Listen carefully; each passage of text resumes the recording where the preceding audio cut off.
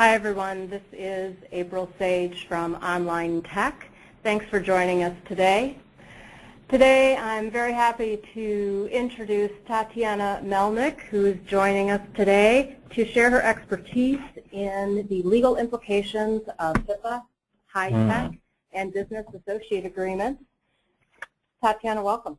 Thank you. Thank you so much for having me. Pleasure to be here. So we've had a fantastic response to this topic. We know that a lot of people are really concerned. We also know that there is an awful lot of confusion about this topic.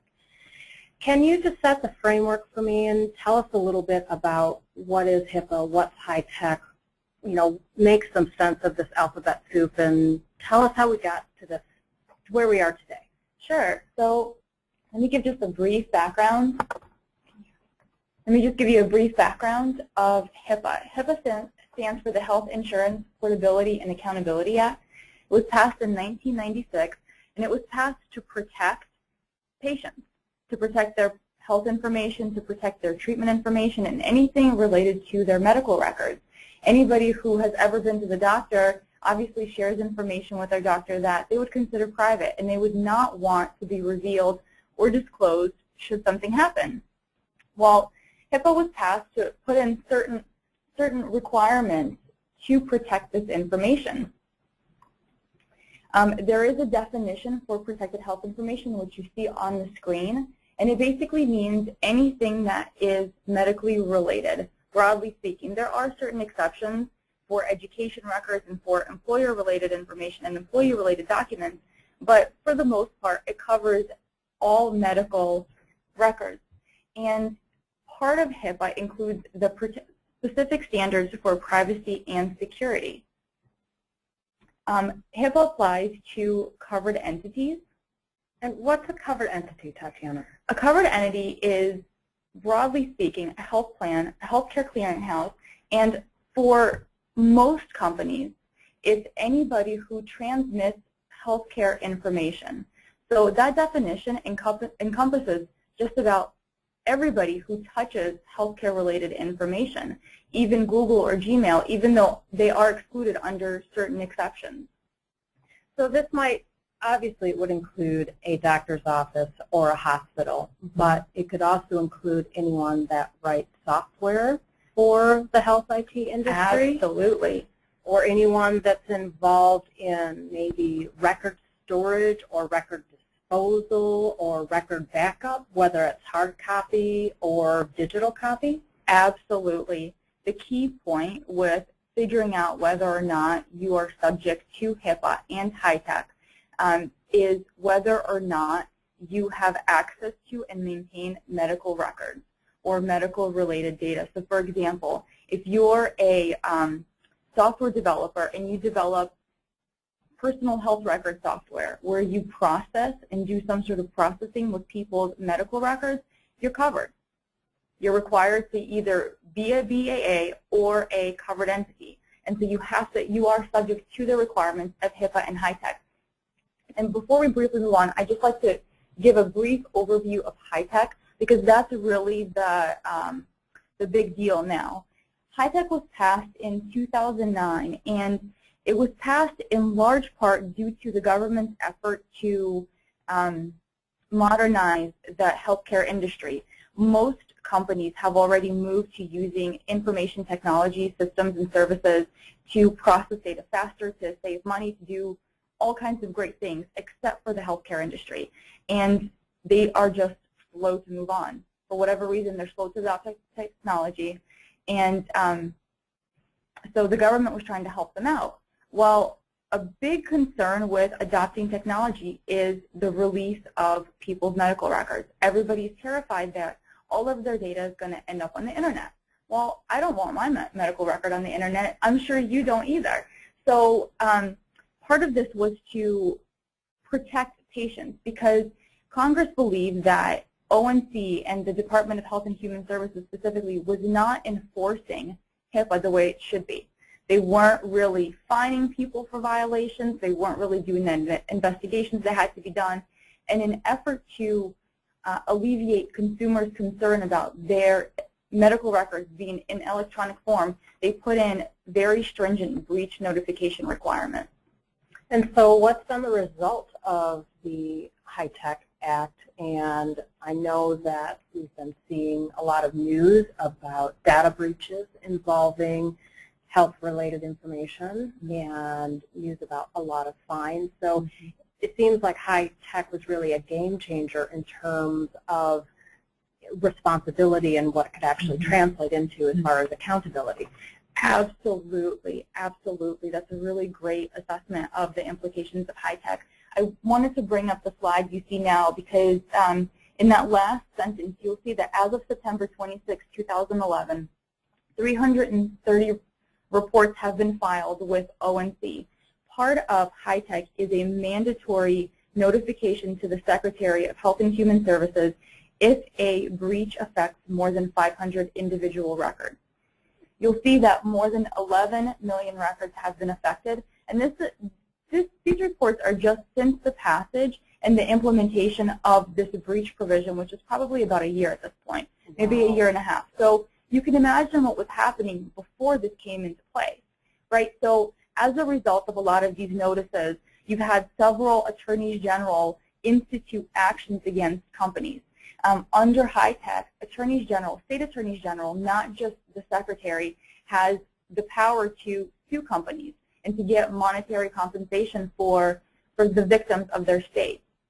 We've seen this in California, I'm sorry, not in California, in Connecticut, in Massachusetts, and several other states. And we expect that as times get tougher and states are looking for more money, it's just going to be more reason to go after these companies where these breaches occur. So it's no wonder that people are extra worried about security and their own responsibility. And we see that across the industry, whether it's a doctor's office or whether it's a service provider, everyone really wants to understand how they are liable. Yes, absolutely. And it's because they are, the minute you require a disclosure, right, that something bad happened, everybody comes out of the woodwork. You do have certain liabilities as a covered entity and as a business associate. As a business associate, you have to report breaches to the covered entity. And as the covered entity, then it's your obligation to investigate and notify the secretary if necessary. The biggest issue under HITECH isn't necessarily the fact that you as an entity have to report to the secretary because, you go online, you fill out a piece of paper, and you're done. It's the fact that now you may have to notify all of the individuals that were affected, right? You have to send notices. You have to go through and comply with the notice requirements, the breach notification requirements for your particular state, and for the states where the individuals whose information was breached live. So that could be 30, 40 states, and each state has their own notification requirements. Then if the secretary does decide, hey, you did do something wrong, and they come in and investigate, now you have to comply with all of that. And those are very expensive undertakings.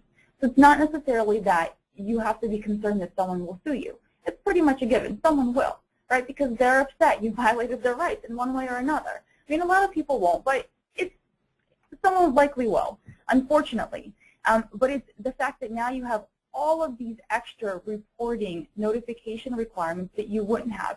And if the secretary does come in and say, hey, you did something wrong, we need to evaluate this, more likely than not, their standard practice is to require that you comply and you be audited and report to them for an additional 3 years. Wow. So those are additional obligations that now you have to undertake.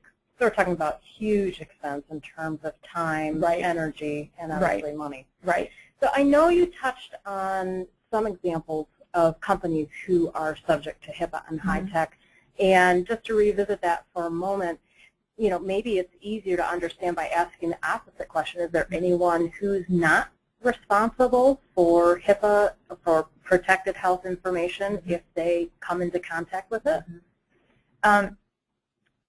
There are. So and a lot of this is going to be focused on the breach notification requirements because obviously if you get healthcare information, you usually work for the company, right? You're in the hospital, you're a nurse, and even under those circumstances, there are breach circumstances, right? If you, as a nurse, access the medical record of an individual who is not your patient, right? If Britney Spears comes into my hospital and I want to see why she came into the hospital, if I access her medical record and yet I don't treat her, I'm not on her treatment team, that's a breach and that's a violation. And people do and have gotten fired for that. So just keep in mind if there are any nurses out there, don't be too curious. But more directly to your question, who's not subject? Organizations who do not actually process the data are not subject. However, in light of the concerns about breach notification requirements, organizations who trust other entities, other businesses, to store their data, to process their data in certain ways, to do other things with their data where they're not necessarily accessing protected health information, will request a business associate agreement because they are so terrified that something will happen and they're not going to have proper notice.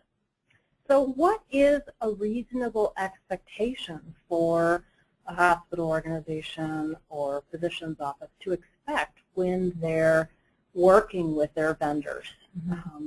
Do all vendors, are they also required to meet HIPAA compliance? Should it just be the norm that a BAA or a business associate agreement is always signed?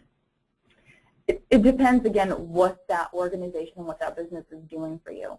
If it's someone who, for example, if I'm a hospital and I have janitors on my staff, well, they're not going to, they're not in their job description, there is no reason why they should ever have access to protected health information. Nonetheless, I'm going to say, hey, listen, janitors, you guys are in here, you see the patients, right? You know who they are. Yes, you're subject, right? Even though you're not necessarily doing anything with it, by the mere fact that you're present and you see the patients, you have access to protected health information. In general, most organizations are going to ask that a BAA is signed. Whether or not that's the right thing, that's arguable. So an organization like Online Tech, they may or may not actually be a BAA if they process or if they store protected health information, right? But organizations that come here that are healthcare entities are going to ask them to, in fact, sign a BAA because they're going to verge on the side of caution. Sure. And we've seen a lot of people asking about encryption requirements for either storage or transmittal or processing. Is encryption a requirement of HIPAA or HITECH? It's not. It's not a requirement. The HIPAA rules are actually quite flexible in how you implement them. They are very specific in the kinds of things you do have to do. For example, you have to do a risk analysis. You have to do all these other things. You have to implement policies and procedures. You have to train your employees. But the means that you use to implement that is really up to the company. And they do that because they recognize that not everybody is a multi-million-dollar entity, right? Not everybody can put the same resources into training, into encryption, into security, into all these other things. And so they made it so they're flexible so that organizations can choose the things that are best for them. So no, there are no encryption requirements. However, under the breach notification requirements, you as a covered entity or business associate are automatically subject to those notification requirements if the data is unencrypted. Okay? And the Secretary of Health and Human Services provides guidance for how that data is supposed to be encrypted. So for organizations that want to get an out, so to speak, have to encrypt their data. Okay. So it sounds like that's probably evolving as a standard best practice. Absolutely. And HIPAA and HITECH may not be prescriptive, demanding that a specific type of encryption or a formula for doing it happens. But it sounds like there is a requirement that the process of how the sensitive information is handled is documented and audited. Right. Well, there is a requirement. So the Secretary of Health and Human Services does actually set forth specific requirements that you have to follow to encrypt the data, and they're NIST standards, the National Institute of something. I forget what it stands for, but it's NIST, and it's on slide, let's see where I have it here, right here, the getting out of breach notification, and there is guidance available. Again, it is to be updated annually. So organizations that do want out of the breach requirements, breach notification requirements, have to encrypt following these standards. Okay. Okay. Obviously, however, not all data can be encrypted. Paper records, right? They can't be encrypted. So if you lose a huge percentage of your paper records because someone decides to come in and steal, you know, whatever bin you have them in, that's a breach, and you can't. The only way to protect against that is to lock your doors, right? There's nothing you can do electronically really to protect against that besides not having those records in the first place. Okay. So let's go back to understanding some of the implications and risks, both personally and professionally, of exposing protected health information. You mentioned that even a cleaning service might be subject and responsible for that type of data exposure. And aside from the cost of doing business, if everyone is requiring a BAA to be signed, what are the risks in terms of fines or personal and professional liability? Well, initially, you do have, obviously, the cost of actually entering into the transaction, right? So you need to negotiate the BAA. There's always going to be entities that say, we're not subject to this, we're not going to sign this. And my recommendation is that if you believe they are subject to it and they refuse to sign it, do yourself a favor and don't do business with them. Because in the end, your agreement is what protects you, right? You go and you look at the indemnity provision, the risk provisions in there, and you find out who's paying for what. That's the point of having that agreement in place. Aside from just the actual contracting costs, if there's a breach, right, you have to notify the individuals. So now you have your population angry at you because you're supposed to be providing secure stuff and you're not, right? So now you have a whole issue with trust. If you have to notify the media, because if there's over, I believe, 250,000 records affected, then you have to do basically a press campaign to make sure that everybody gets noticed. Well, one, that's expensive, Sure. right? Running TV commercials, pretty expensive. And it doesn't make you look good. I mean, it's really difficult to fix your image once something like that happens. And unfortunately, there's been several cases in that list that I showed you where the same entity has had multiple breaches within a year, right? Like 3 months apart, they lost a laptop, they had a server stolen, and things like that, right? And so now you have to go back and keep saying, hey, we're having all these breaches. Well, again, very difficult to fix your image. Also, depending on what happened, if it was the fault of a doctor, if it was the fault of a nurse, they can get reported to the licensing board, depending on what happened. I mean, there have been instances where doctors and nurses have been reported. There was one particular in Minnesota where nurses took pictures of a patient and put them on their social media website. They put them on Facebook. And they got reported to the state licensing agency because obviously that's a violation of someone's privacy, right? That's a HIPAA violation. And it's just not nice to do. No, right? no. That's not very nice. It's not going to give anyone warm fuzzies about going for confidential treatment.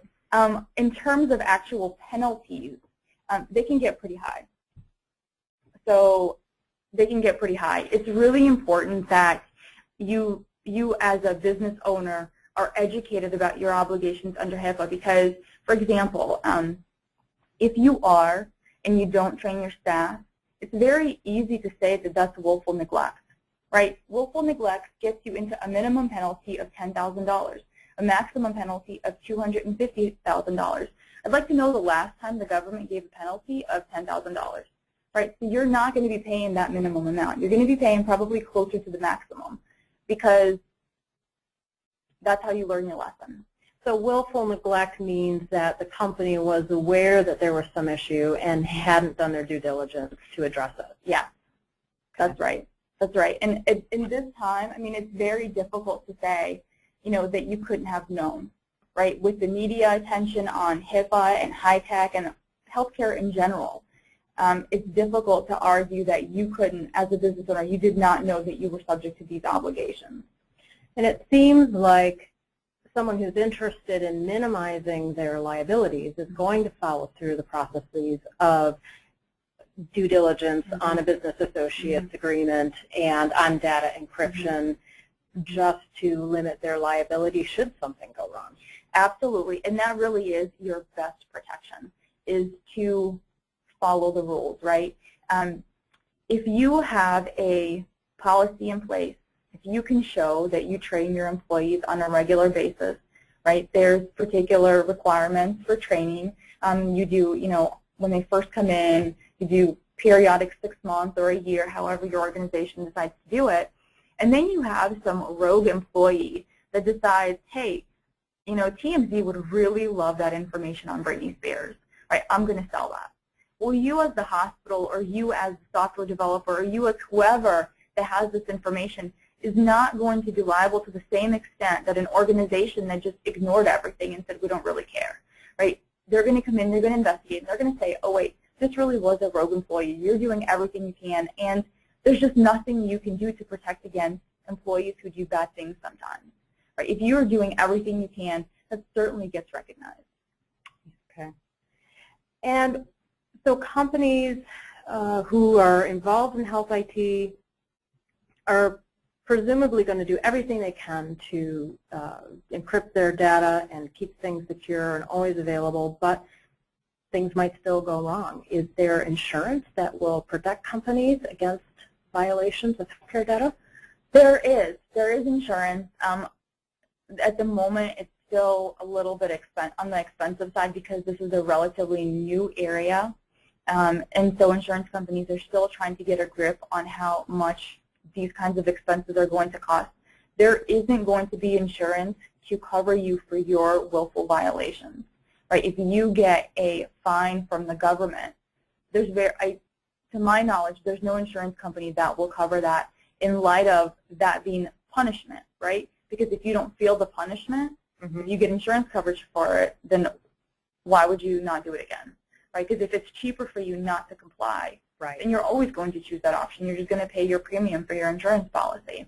I would like to note that I know a lot of the stuff seems really, really scary, and it's not. You have plenty of healthcare organizations and organizations that deal with protected health information. They're out there that are doing business. They aren't having a problem, right?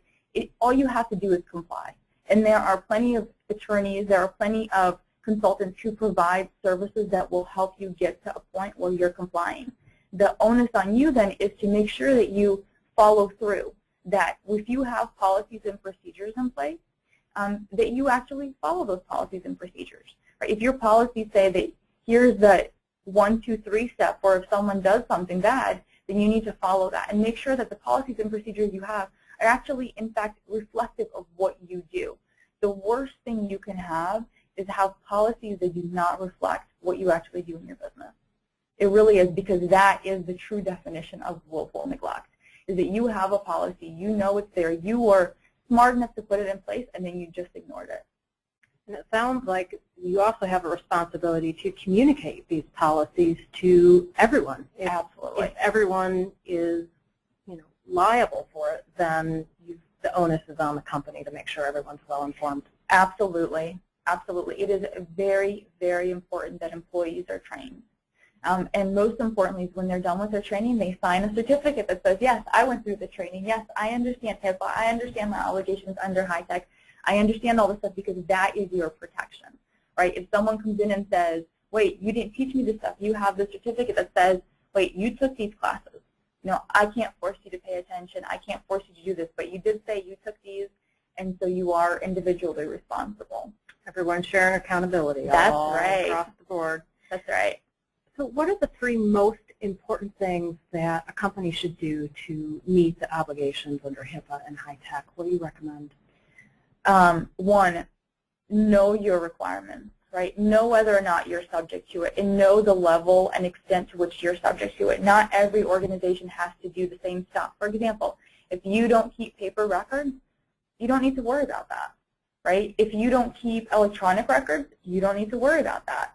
So know what you're supposed to do. 2, have policies and procedures in place, right? Policies and procedures and training.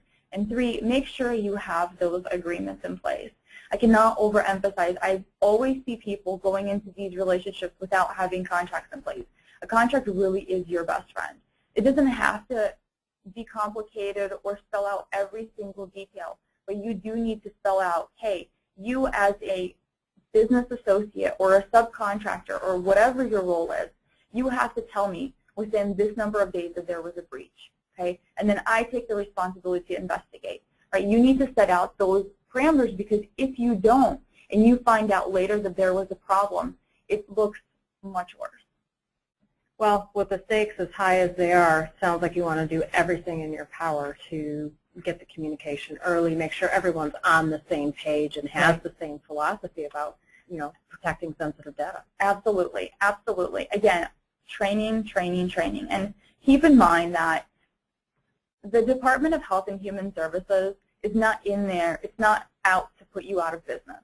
Yes, these requirements are a little onerous, right? But put yourself in your patient's shoes or whoever's information you're storing. Would you want your information released? You'd want to know that the company that's housing your stuff is doing what they can to protect it, and to be sensitive to the fact that, you're processing, transmitting people's private stuff, like the private stuff that they can have. It's like their diary, basically. And you don't want that released. And so, just the golden rule. Sure. Now, what are the 3 things that a company should never do and make sure that they avoid at all costs? Obviously, committing breaches, number 1. Right? That's the easiest. And then that's also the hardest to do. And, I understand that in the age of digital technology, it's just unavoidable that you're going to have a breach. It's unfortunate, but it's just really unavoidable. The important thing is that you have a plan in place, right? So you just have to make sure. Some things that you should never do. 1, do not ever write policies and procedures that do not actually reflect what you do, okay? If you currently have policies and procedures in place that were adopted from, taken from Beaumont's website or whoever, and you just said, oh, this looks really good, that's bad. I mean, that's step number 1, because, again, that is the true definition of being willfully negligent. 2, if the Department of Health and Human Services calls you or anybody from that area, please answer the phone. Do not ignore their calls. They are not going away. And the reason I bring this up is because not too long ago, there was a company who actually did that, and they were the first company to receive an actual fine. And the fine was, I think it was $1.3 million for the actual violation, wow, and then $3 million for ignoring HHS. Wow. So take that as a lesson. Don't ignore. Call your attorney, respond, and just do the best you can. Again, they're not trying to put you out of business. They're pretty reasonable people. You just got to answer the phone. So it sounds like playing duck and cover is not a good idea. You want to be transparent. You want to have open communication and show your best effort to resolve any conflict. Absolutely. Great. Well, we're going to open this up for a minute to other questions. So if anyone has any other questions they'd like to ask Tatiana, feel free to submit them in your chat box or in your question box. And Tatiana, if you have some contact info to share with us, if you're open to additional questions, sure, let us know. Absolutely. And if anyone has any questions for us, they can always email contactot@onlinetech.com. We're happy to help you however we can or point you to someone who will be able to. I'm going to take a minute and check and see if we have any questions.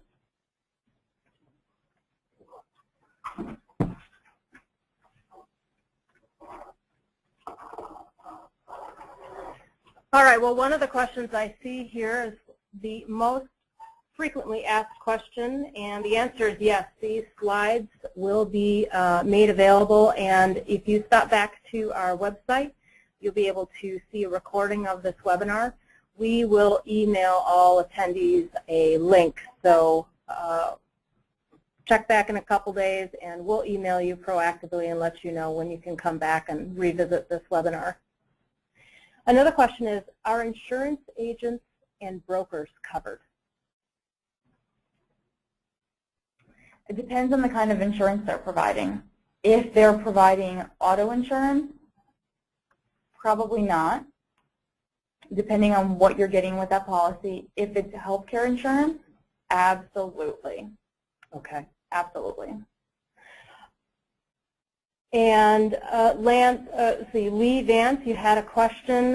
What company is this? So we are Online Tech, and we are a data center operator, and Tatiana is an attorney with Dickinson Wright.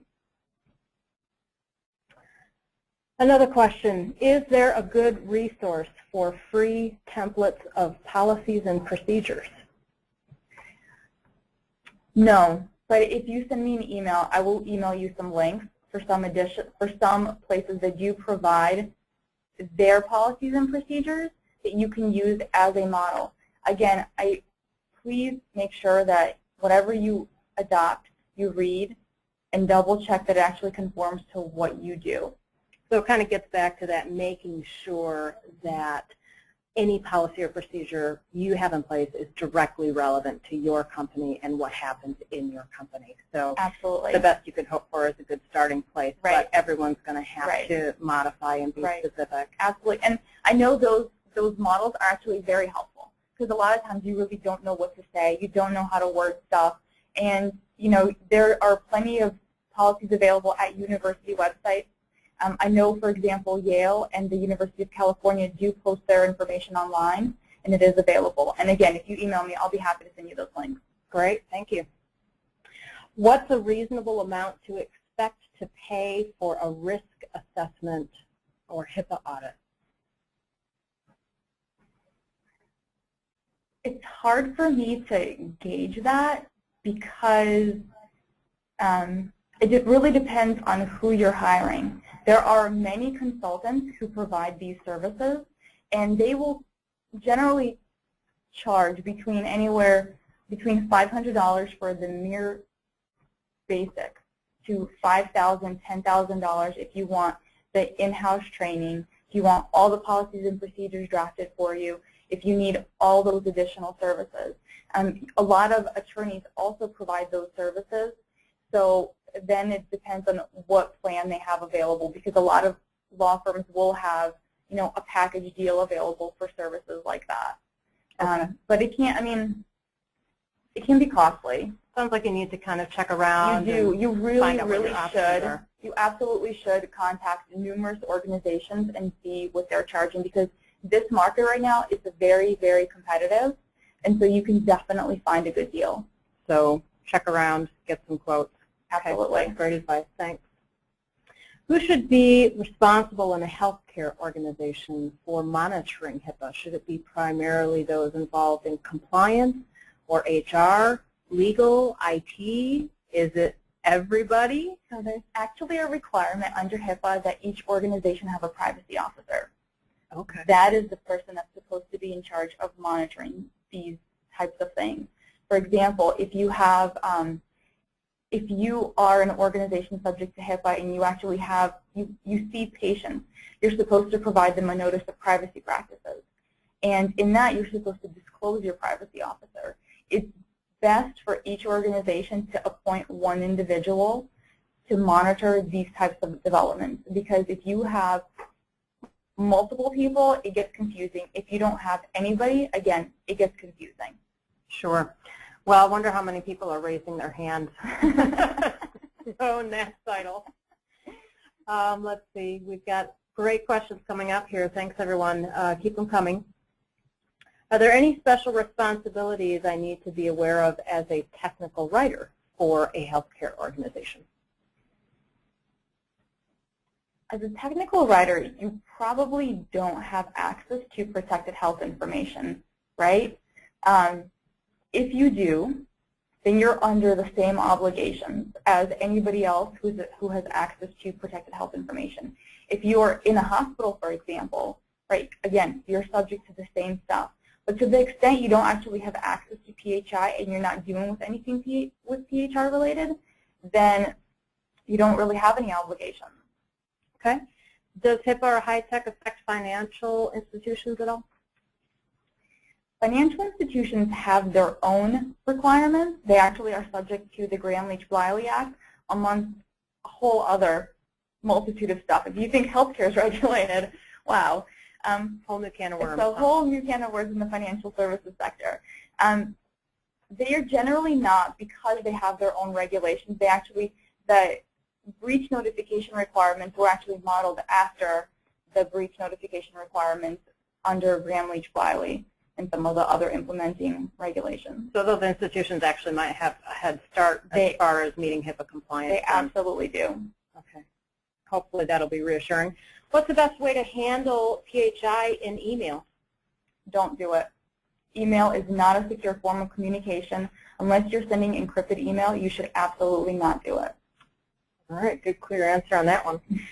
2 more questions here. Recently, Rite Aid drugstores was fined over $1 million for throwing away pill bottles and records without shredding. Yeah. The patient data fell into the wrong hands. Yeah. What methods do medical field clients need to take to protect digital data and associated paperwork? For example, hard drives, USBs, and printouts.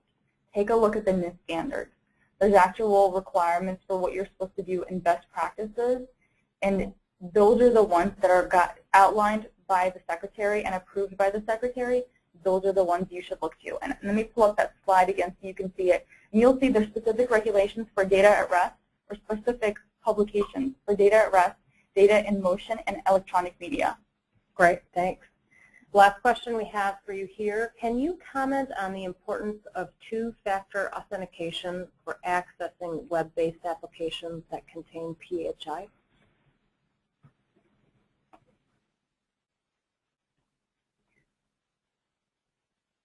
My first thought would be to make sure it complies with the NIST requirements. And I believe that 2-factor authentication does, in fact, comply with that.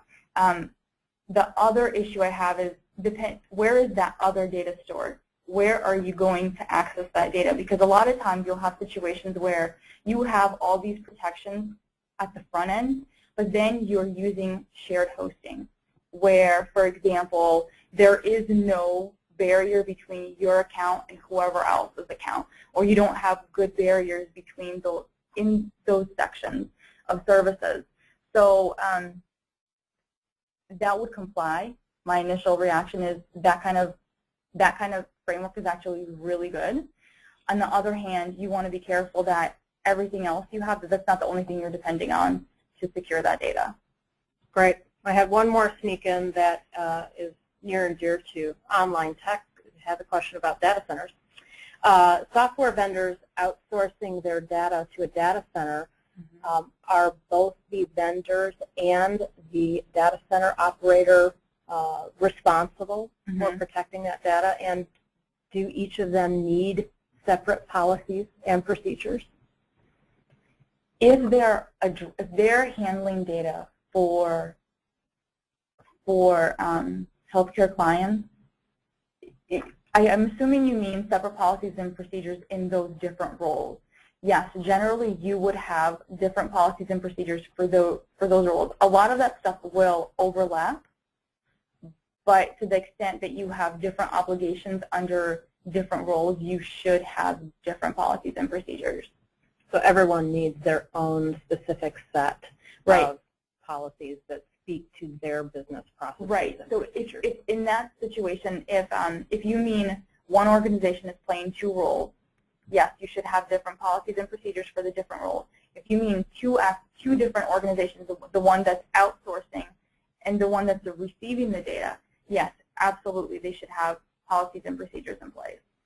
And again, I would like to note that it's not clear that organizations such as Online Tech are actually subject to the requirements of HIPAA.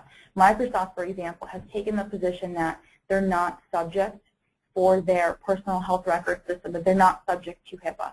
However, recognizing that people are concerned and will not use their service, they actually do sign a BAA.